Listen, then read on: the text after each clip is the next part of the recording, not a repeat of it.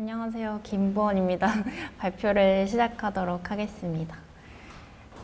저는 이다영 연구원님께서 소개해 주신 것처럼 가상현실과 아바타 그리고 디지털 자아에 관심을 가지고 작업과 연구를 해오고 있습니다. 오늘 발표 내용은 다음과 같이 정리를 해보았는데요. 일단 처음에 간단하게 저의 소개를 하고 그리고 제가 해온 작업들이랑 연구들을 좀 보여드린 다음에 그리고 작업과 연구를 어떻게 병행하고 있는지 어떤 점들이 같고 어떤 점들이 다른지 제가 느낀 점들을 알려드리도록 하겠습니다. 저는 일단 한예종에서 조형예술과를 졸업하고 아까 말씀드린 대로 현실과 가상의 그런 경계에 대해서 궁금증을 가지고 계속 작업을 해오고 있고요. 현재는 카이스트 문화기술대학원의 비주얼 커그니션 랩에서 그 가상세계에서의 인간의 다양한 인지 양상에 대해서 연구를 하고 있습니다. 저희 연구실에서 진행하고 있는 연구들에 대해서는 뒤에 더 자세하게 설명해 드리도록 하겠습니다. 일단 제 작업과 어떻게 해서 이런 연구를 하게 되었는지를 좀 설명해 드린 다음에 원래 저는 학부 초기 거의 후반까지는 진짜 페인팅에 진심이었던 사람이었는데요. 그래서 지금 보시는 것처럼 뭐 풍경이라던가 아니면은 내가 알고 있는 사람들의 모습 같은 거를 포착해서 그림으로 옮기고 하는 작업들을 굉장히 쭉 해왔었어요. 그런데 제가 2017년도에 파리에 교환학생으로 가 있었는데 그때 그 파리에 굉장히 유명한 팔레드 도쿄라는 그 현대 미술관이 있는데 거기에서 우리나라의 올해의 작가상처럼 매년 아티스트들 뽑아가지고 뭐 하는 게 있어요. 상 주는 거. 근데 제가 갔던 해에 그 상을 받았던 분이 한국인이라는 이야기를 듣고 그 권하윤 작가님인데 가서 봤거든요. 근데 그게 제가 처음으로 VR을 경험한 거였어요. 근데 VR이라는 것도 굉장히 생소한데 이런 기술이 미술관 안에 들어와 있는 걸 보니까 또 그게 저는 굉장히 큰 충격과 신선함으로 다가오더라고요. 이거를 보기 위해서 사람들이 다 아이 마스크를 끼고 줄을 서고 막 기다리고 있는 이런 모습도 되게 신기했고 지금 보시는 것처럼 이 VR을 보여주기 위해서 공간을 구성하는 거나 아니면은 관객의 동선이나 뭐 도슨트를 배치하는 거 이런 것도 굉장히 되게 재미가 있고 그렇더라고요. 그래서 이때부터 처음으로 페인팅이 아닌 새로운 무언가에 눈을 뜨게 되었어요. 그래서 파리에서 돌아온 이후에 2018년도에 제가 처음으로 컴퓨터로 만든 작업이 이 게이즈 버튼이라는 작업인데요. 스스로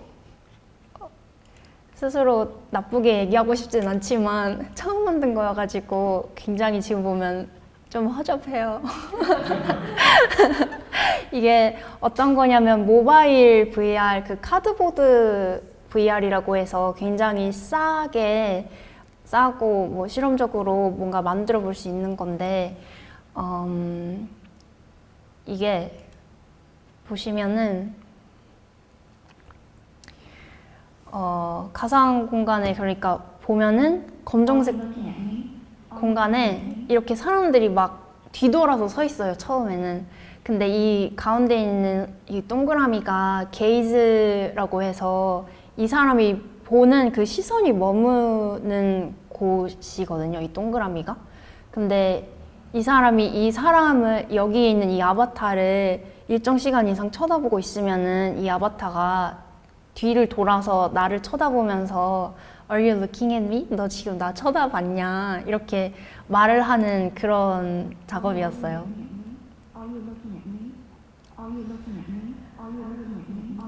그래서 이 작업을 한 게 제가 처음으로 컴퓨터를 사용해서 그 게임 유니티라는 게임 엔진을 써서 한 작업이었고요.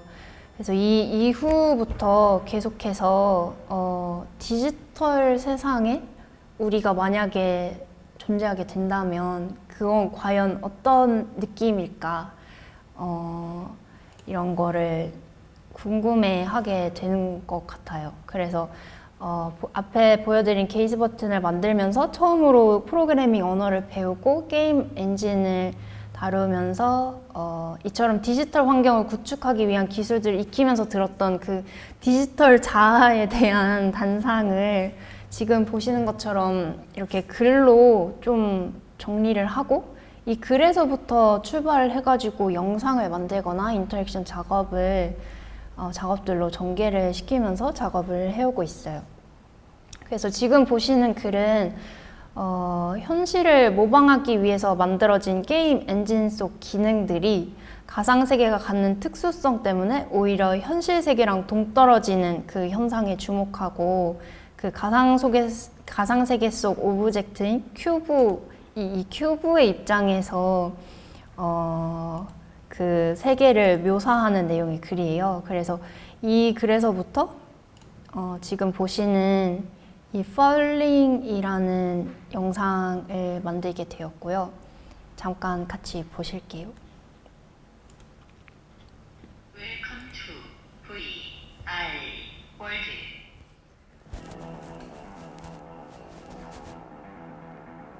그라운드 플레인과 앰비언트 스카이 사이에 안개 낀 지평선을 향해 간다. X 좌표형, Y 좌표형, Z 좌표형 지점에 평방 1유닛의 플레인이 있다. 햇빛이 따스하게 비치는 차라는 것.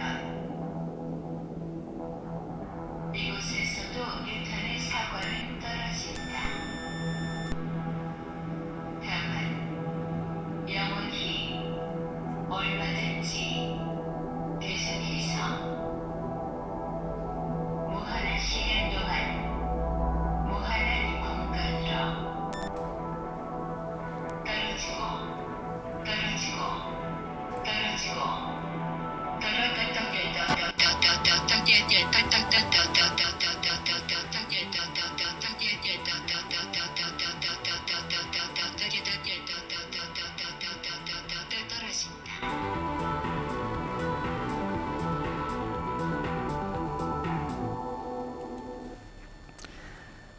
그리고 이 계속해서 무한하게 떨어지는 이 슬픈 공이랑 또 거울에 본인의 모습이 비치지 않는 이 큐브의 이야기도 영상으로 만들었는데 이것도 같이 보실게요.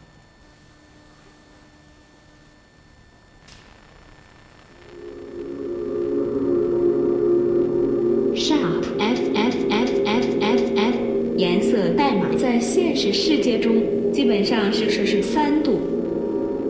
地球的质量是5.9743 x 1024公斤，地球的重力是9.807 ms2。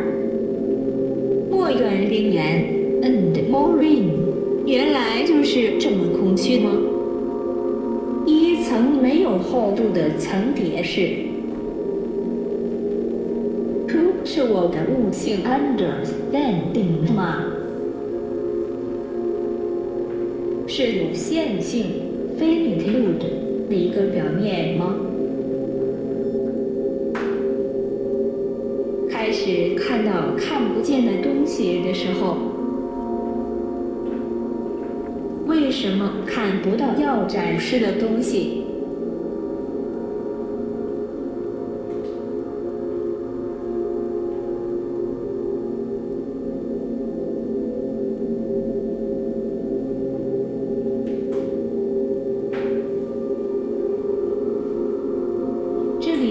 框架外侧吗？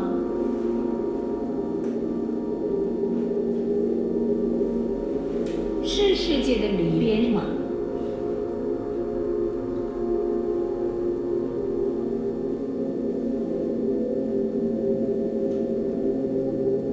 变形要素 transform component 的位置，物体地区起源 object local origin 的世界空间位置。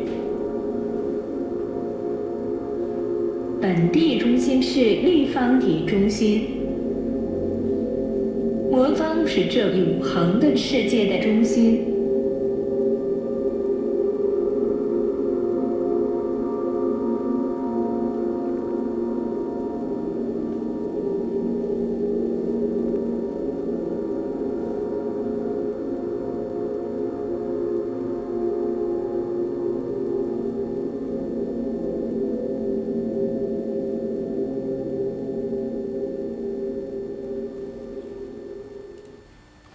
이렇게 처음으로 프로그래밍 언어를 배우면서 들었던 생각들, 뭔가 상상 속의 이야기들을 영상으로 만들어 보았고, 그 이후부터는 이제 그 디지털 세상에서 잠시만요.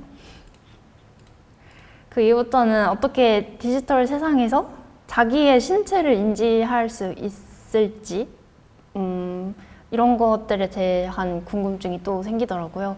그래서 물리적인 속성이 없는 디지털 신체를 어떻게 받아들일 것인지, 그리고 그 체화되었다고 하는데 그 아바타에 완전히 빙의되는 그런 체화된 아바타를 어떻게 움직이고 그리고 다룰 것인지에 대한 연구들을 그래서 찾아보기 시작했어요. 근데 그런 게 컴퓨터 사이언스나 HCI 쪽은 굉장히 활발하게 연구가 되어 오고 있었더라고요.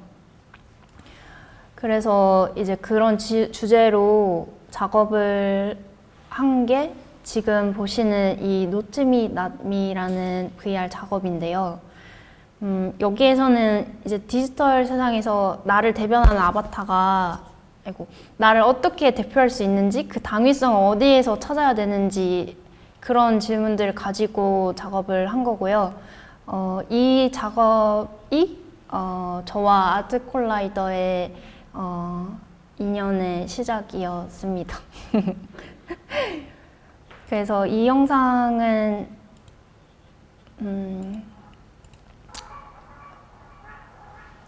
내용을 말씀드리면 VR이긴 전데요. VR 접속하면은 앞에 거울이 보여요. 거기에서 그 거울의 아바타가 내가 원하는 대로 움직이지 않았을 때, 지금은 원하는 대로 움직이는데 얘가 만약에 내가 원하는 대로 움직이지 않았을 때 어떤 감정을 느끼게 될지 그게 궁금해서 만들어 봤어요. 그래서 보시면은 얘가 움직이다가 아바타가 갑자기 걸어 나와요.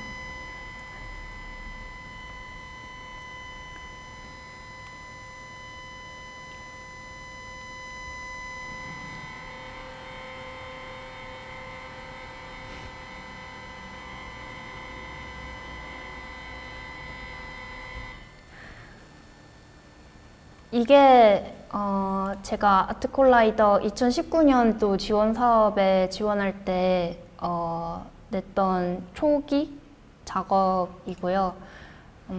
이 작업을 발전시켜서 이제 지원 사업에 냈었죠. 지금 보시는 게 이 왼쪽에 있는 이미지가 그때 제출했던 그 아이디어 스케치 같은 거고요. 이 작업은 유미 아이리스라는 작업인데 인스타그램이나 스노우 같은 그런 카메라 필터처럼 AR로 만들어 본 거예요. 그래서 이 화면 속에서 분명 내 얼굴을 이 주변에 증강된 것들이 분명 내 얼굴인데 지금 이 사진에서는 잘 보이지 않지만 얘네들의 눈동자는 이 가운데 있는 저의 진짜 얼굴을 쳐다보고 있게끔 만든 그런 AR 필터고요. 이거는 페이스북 통해서 그 인스타그램에 퍼블리싱을 했었는데 이 필터가 혐오감을 준다는 이유로 강제 내려졌어요. 그리고 이 지금 보시는 이 아이디어 스케치는 아까 전에 보여드렸던 그 노츠미나미에 대한 아이디어 스케치고요. 2019년도 그 융합예술센터 전시 때는 이 이미지로 이제 더 디벨롭을 시켜서 전시를 했었습니다. 이 영상도 같이 보실게요.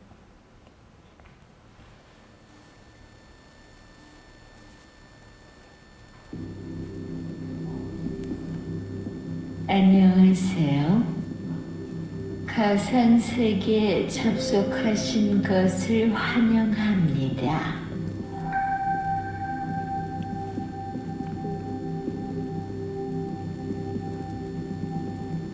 두 손이 보이시나요? 잘 움직이나요? 주변을 둘러보세요. 거울이 보이나요? 거울은 총 몇 개인가요? 마음속으로 세어보세요. 손을 흔들어 인사를 해볼까요? 지금 보시면은 손 흔들어서 인사를 해보라고 했는데 난 분명 오른손으로 손을 흔들고 있는데 이 거울 중에 하나는 왼손으로 손을 흔들고 있는다던가 좀 숨어있는 그런 아바타들이 있어요. 왼손으로 동그라미를 그려볼까요?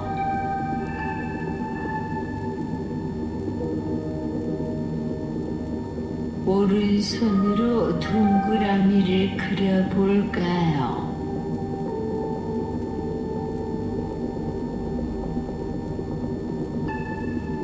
두 손을 위로 올려 동그라미 표시를 해주세요.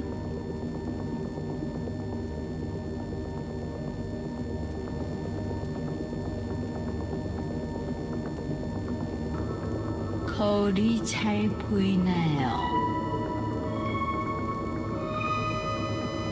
네, 잘 보이나요?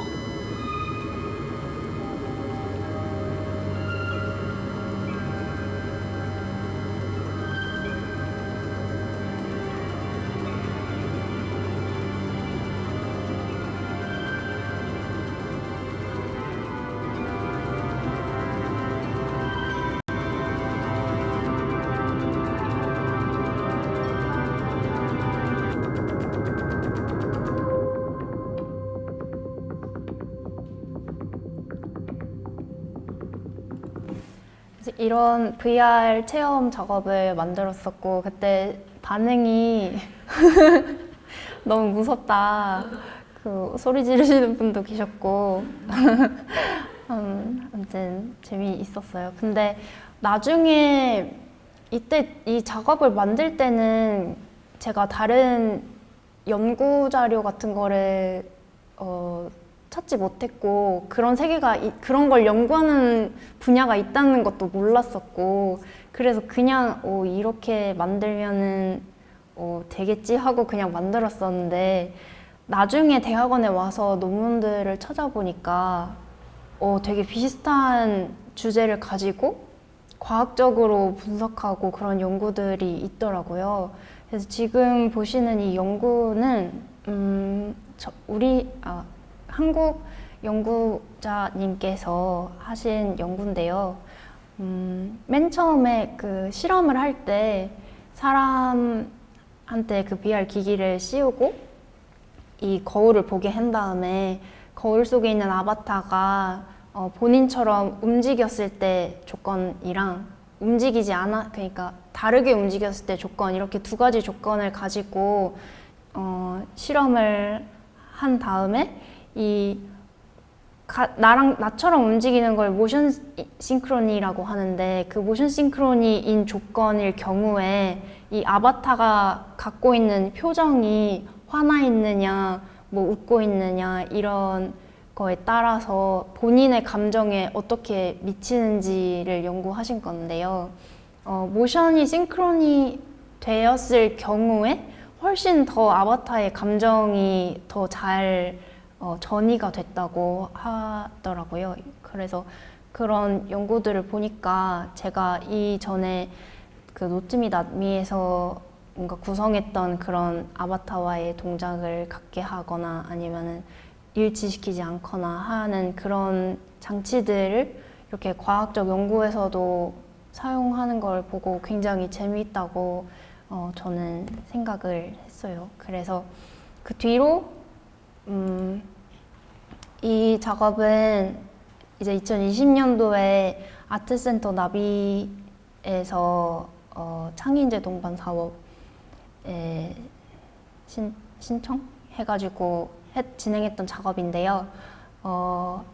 계속 마찬가지로 가상현실이랑 증강현실 이런 거를 쓰면서 뭔가 현실과 가상에 있는 그런 것들을 좀 연결시키고 그런 실험을 했었는데, 이때 이제 코로나가 막 시작이 돼가지고 완전 전시를 하거나 이러지는 못한 슬픈 작업입니다.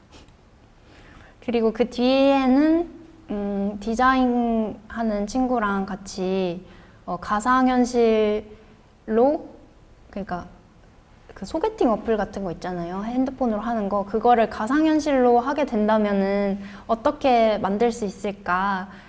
그걸 고민하다가 만든 작업인데요. 그러니까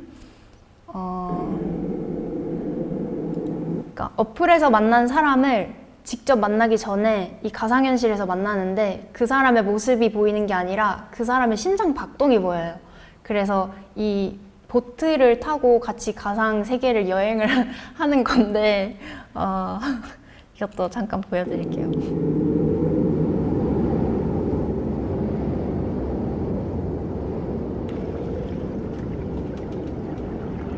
그래서 지금 두근두근 하는 게 심장 박동에 따라서 반짝거리는 거고요. 그리고 그 전화 연결처럼 서로 대화를 하면서 여행을 할 수 있어요.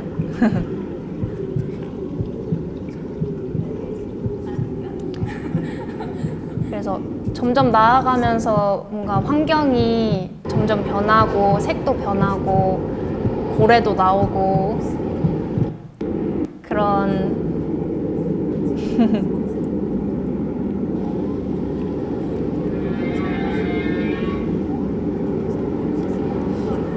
그래서 이런 서비스를 기획을 해가지고 또 큰 상을 하나 받았고요.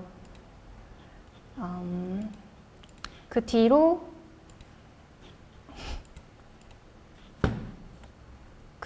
이제 3D 스캔이나 아니면은 모션 캡처 같은 기술들도 배우면서 뭐 영화제에 출품할 영화를 만든다거나 하는 식으로 작업을 계속 이어나갔고, 이런 경험들을 토대로 2020년도에는 게임 회사에서 잠깐 일을 할 수 있었어요. 근데 이렇게 작업을 하다 보니까 어떻게 해서 지금 과학적인 연구를 하게 됐는지 설명드릴 건데요.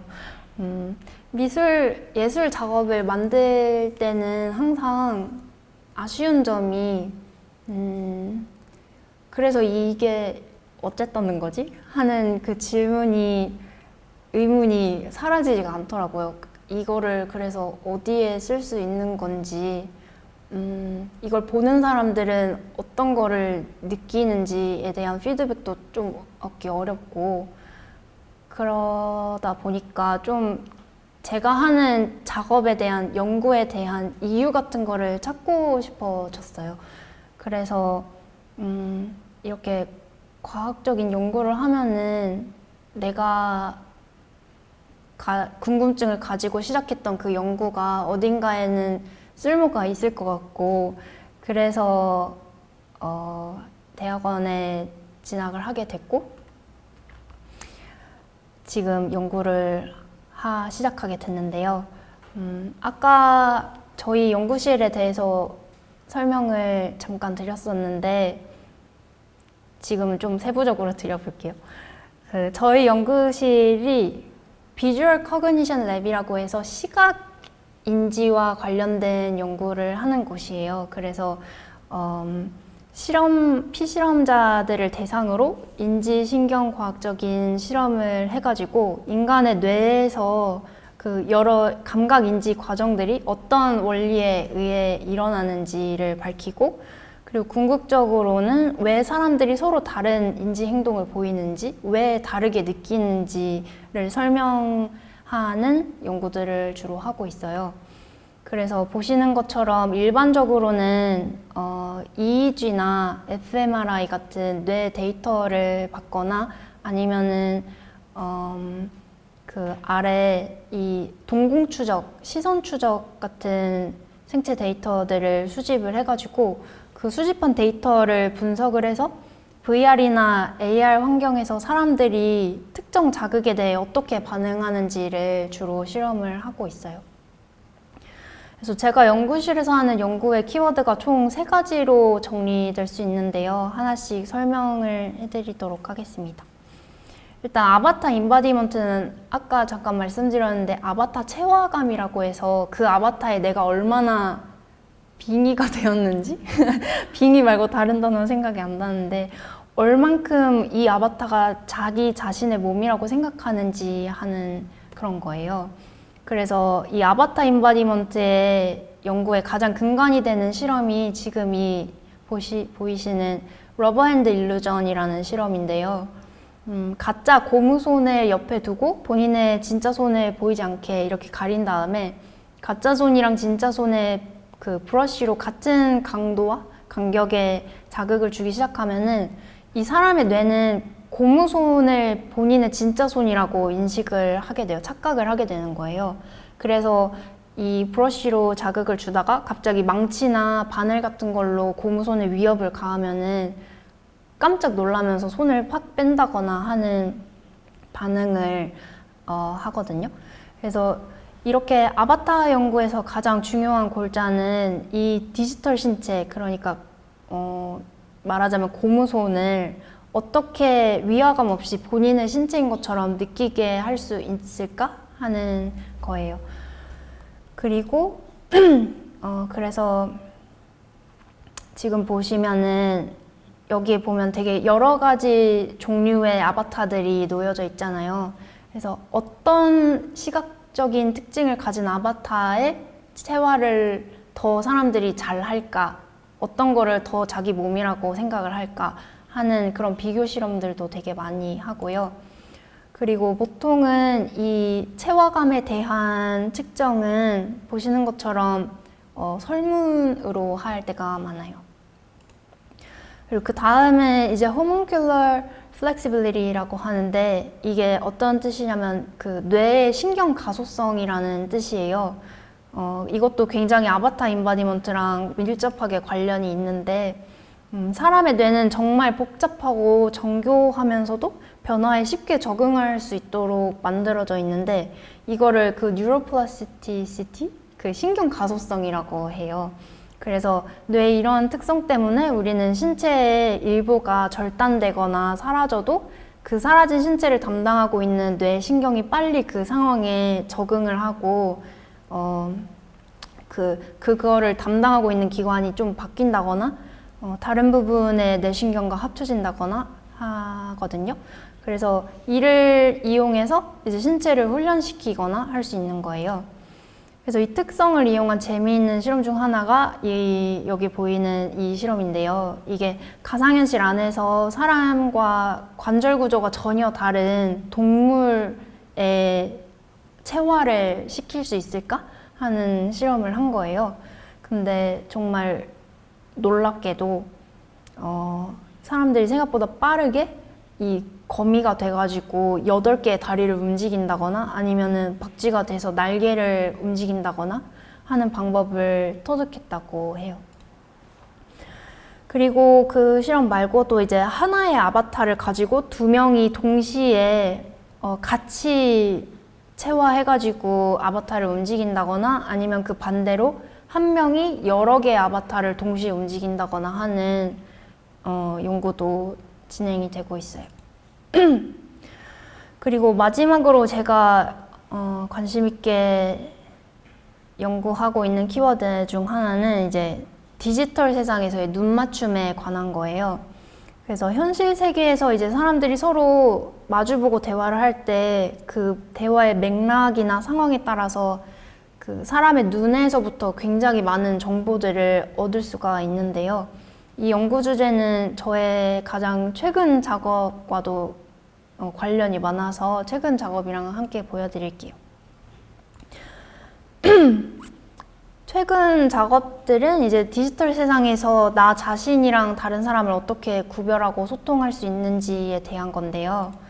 사람들이 서로 소통할 때 이제 언어뿐만 아니라 눈 맞춤이나 아니면 핸드 제스처 같은 비언어적 표현도 많이 사용을 하는데 그 중에서 눈으로 주고받는 행동 신호들을 이제 오큘러식스라고 하거든요. 그래서 모니터 스크린을 넘어가지고 아바타랑 눈 맞춤을 할 때 일어날 수 있는 일들을 상상해 보면서 지금 이 영상을 만들었어요.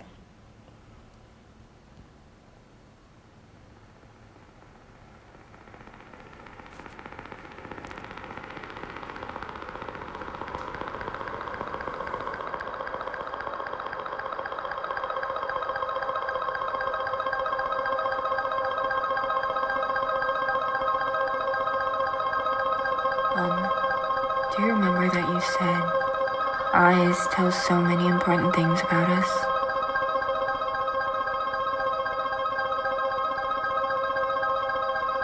You have always warned me that if I don't want to make a fool of myself, I have to look straight into the other's eyes.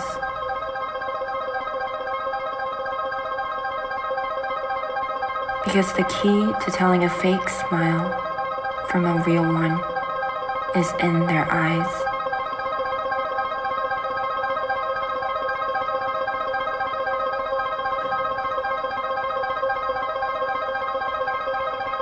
But Mom, sometimes I get confused. What do you mean by looking into their eyes?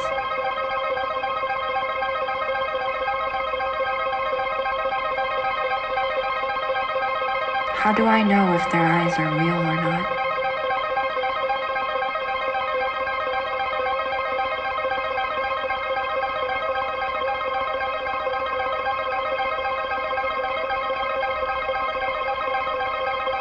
Don't you know that a liar engages in more eye contact than a truth teller?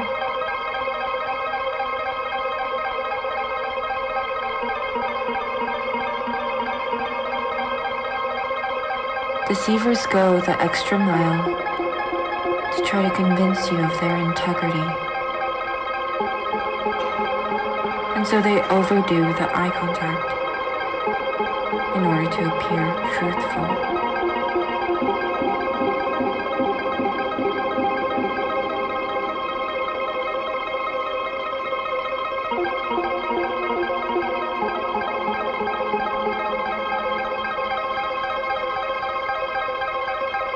Mom, actually, I don't even get what you're looking at now.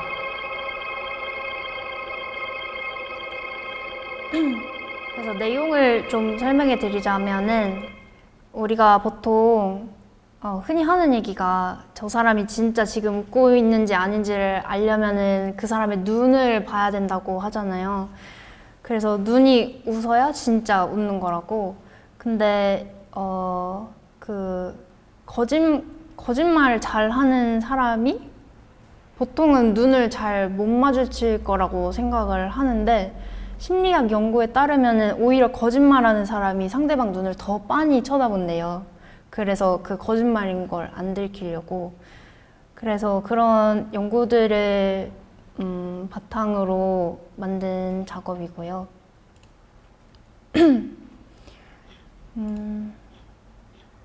그래서 잠시만요.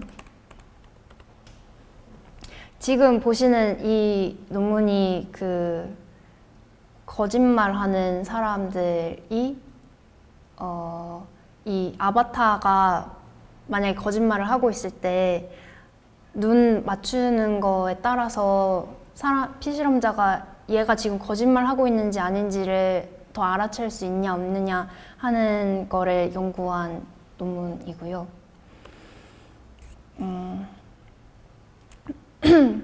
그래서 이 작업 말고도 인터랙션 작업도 하나를 만들었는데 내용이 관객이 전시장에 들어와서 이 작업을 보면은 센서가 그 관객을 인식을 해가지고 모니터 속에서 자기들끼리 막 앉아서 떠들고 있다가 이 아바타들이 다 대화를 멈추고 모니터 밖에 있는 관객을 쳐다보는 그런 내용의 작업이에요.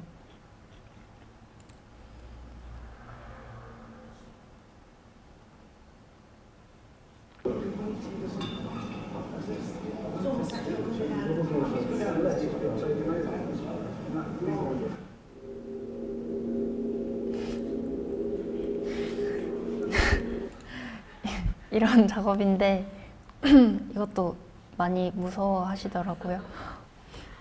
근데 이 작업을 하고 나서 또 재밌는 논문을 발견한 게 저랑 같은 생각을 가지고 실험을 하는 사람들이 또 있더라고요. 그래서 이 실험은 이제 그 군중들이 VR 끼고 이 군중들 앞에 이제 내가 있는데 이 사람들이 나를 쳐다보고 안 쳐다보고 할 때 어떤 감정을 느끼는지 뭐 얼마나 더 빨리 알아채는지 그런 거를 과학적으로 분석한 실험이에요. 그래서 이거 지금까지 보여드린 작업처럼 뭔가 과학적 연구와 뭐 기술 같은 거를 공부하면서 그때그때 들었던 생각이나 아니면 의문점 같은 거를 정리해가지고 돌아오는 12월 15일에 어느 공간에서 Questions라는 신작을 선보일 예정입니다. 시간이 많이 지났는데 빠르게 할게요. 그래서 이제 그 예술적인 연구랑 과학적인 연구랑 두 개 다 같이 하면서 제가 굉장히 재밌고 놀랍다고 생각을 했던 게 전혀 다른 분야임에도 불구하고 공통점들이 있는 것 같더라고요. 차이점도 있지만. 그래서 그거를 표로 한번 정리를 해보았는데 일단 첫 번째로는 그 결과물의 형태가 당연히 다르죠. 아티스틱 리서치의 경우에는 여러 가지 매체의 작업물들이 결과로 나오는데 사이언티픽 리서치에서는 페이퍼가 정해져 있는 결과물이고 그리고 그 페이퍼 논문 쓰는 거에도 양식이 다 정해져 있어요. 그래서 구성을 잠깐 보여드리자면 대부분 처음에는 이 앱스트랙트로 자기의 연구를 좀 요약하는 부분이 있고 그 다음에는 인트로덕션 파트에서 자기의 연구의 근간이 된 선행 연구들을 다 이렇게 언급을 하고서 넘어가야 돼요. 그래서 이 수많은 선행 연구들을 토대로 자기의 실험을 설계를 해야 되고요. 그 다음에는 가설을 세우는 그런 단계도 있고 가설과 실험 설계한 단계에서 이제 몇 명을 대상으로 어떻게 실험을 했고 실험 과정은 어떠했고 어떤 장비를 썼고 이런 걸 서술하는 부분이 나오고 그 다음에는 그 실험 결과를 통계학적으로 분석하는 부분이 나와요. 그리고 맨 마지막에는 디스커션이라고 해서 자기 논문의 한계점이라던가 아니면은 앞으로 더 해야 될 점들을 언급하고 맨 마지막에는 앞서서 언급했던 그런 선행 연구들을 쫙 정리하는 레퍼런스 페이지로 이렇게 양식이 다 정해져 있고요.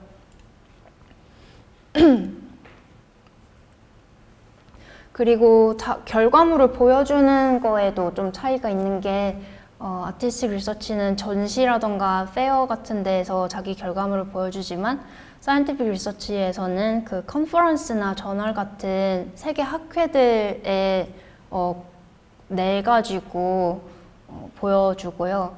그리고 굉장히 재밌다고 생각한 게 저희 예술계 같은 경우에는 전시에 순위를 매기거나 하진 않잖아요.